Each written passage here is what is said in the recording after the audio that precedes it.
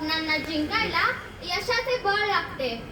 यशस्वी होण्यासाठी कष्टाचे प्रयत्न लागतात आणि प्रयत्नांना बळ येण्यासाठी गुरूंचे आशीर्वाद लागतात. आपल्या आयुष्याला आकार, आधार आणि अमर्याद ज्ञान देणारे गुरु, त्यांचा आज स्मरण करण्याचा दिवस आहे. आदरणीय व्यासपीठ, सर्व गुरुजन वर्ग आणि माझ्या सर्व लाडक्या बालमित्रांनो, सर्वांना माझा नमस्कार. आज गुरुपौर्णिमा आहे. सर्वप्रथम माझ्या सर्व गुरूंना गुरुपौर्णिमेच्या खूप खूप शुभेच्छा.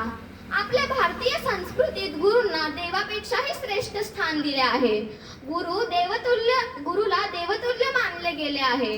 जो शिष्य आपल्या गुरुला देवतुल्य मानतो तो आयुष्यात नक्कीच सफल होतो. गुरुर ब्रह्मा गुरुर विष्णू गुरुर देवो महेश्वरा गुरुर साक्षात परब्रह्म तस्मै श्री गुरवे नमः. या श्लोकाचा अर्थ असा आहे की गुरु हे ब्रह्मा, विष्णू आणि महेश यांचे स्वरूप आहेत. ते आपल्याला अज्ञानाच्या अंधारातून ज्ञानाच्या प्रकाशाकडे नेतात.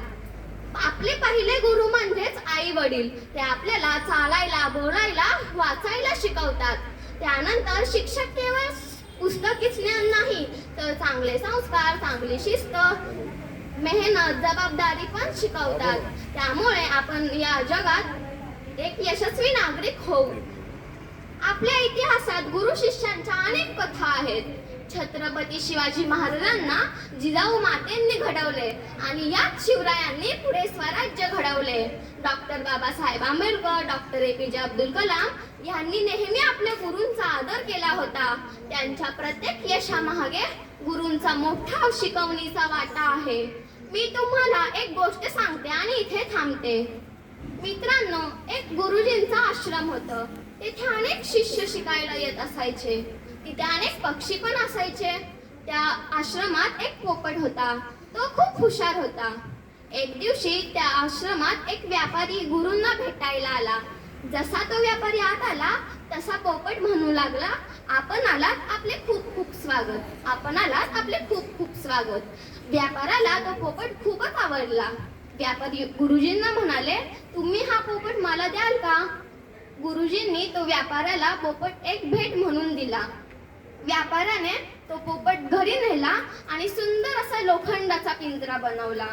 पोपटाला रोज तो खायला द्यायचा, पाणी द्यायचा, त्याची व्यवस्थित काळजी घ्यायचा. पण पोपटाला तिथे काही करमतच नसायचं. एके दिवशी व्यापाऱ्याच्या घरी राजा मेजवानीसाठी आला. जसा तो राजा आत आला तसा पोपट म्हणू लागला, आपण आलात, आपले खूप खूप स्वागत. आपण आलात, आपले खूप खूप स्वागत. राजालाही तो पोपट खूप आवडला. राजा म्हणाला, तुम्ही हा पोपट मला द्याल का? व्यापाऱ्याने तो राजाला एक भेट म्हणून पोपट दिला. राजाने तो राज दरबारात नेला आणि सुंदरसा सोन्याचा पिंजरा बनवला. तिथे राजा त्याची रोज काळजी घ्यायचा. पण पोपटाला काय तिथेही करमत नसायचं. एक दिवशी राजाच्या दरबारात एक पंडित आला. जसा तो पंडित आत आला तसा पोपट म्हणू लागला, पंडित छूटा है, पंडित छूटा है. अख्खा दरबाराला आश्चर्य वाटले की एवढा नामांकित, नावाजलेला हुशार पंडिताला असं पोपट का म्हणाला. दरबारातील सर्व लोक गेल्यानंतर पंडिताने पोपटाला प्रश्न केला. पोपट म्हणाला, मी आधी एका आश्रमात होतो. तिथे मला खूप मजा यायची. माझ्या मित्रमैत्रिणींसोबत मी खेळायचो. नंतर मला एका व्यापाऱ्याने घरी आणले. तिथे माझे स्वातंत्र्य हिरावून घेतले आणि नंतर मी या राजाच्या घरी आलो. इथे मला काही करमतच नाही. तुमच्या ज्ञानाने मी काही या पिंजऱ्यातून बाहेर निघणार नाही, म्हणून मी तुम्हाला असं बोललो. त्या पंडिताला पोपटाचे दुःख कळाले. पंडिताने पोपटाला थोडे जवळ घेतले आणि कानात कुजबुजला आणि पंडित निघून गेला. दुसऱ्या दिवशी सकाळ झाली पण पोपट काही उठलाच नाही. पोपट मेल्याचं सोंग करून तसाच पिंजऱ्यात झोपला होता. सेवकाने राजाला आज्ञा दिली की आपला पोपट मेला. राजाला खूप दुःख झाले. जसा त्याने राजाने पिंजरा उघडला तसा पोपट पटकन उठला आणि उडून गेला. बघितलं का मित्रांनो, गुरुशिवाय आपण या जगात काहीही करू शकत नाही. पोपटाला पंडित भेटला, त्याला त्याचा गुरु भेटला. गुरुने कानमंत्र दिला आणि पोपट उडून गेला. म्हणूनच तर म्हणतात, दिवा पेटवण्यासाठी समईत हवी असते वाघ. दिवा पेटवण्यासाठी समईत हवी असते वात, चांदणे पाहण्यासाठी आकाशात हवी असते रात आणि ध्येय गाठण्यासाठी हवी असते गुरूंची साथ.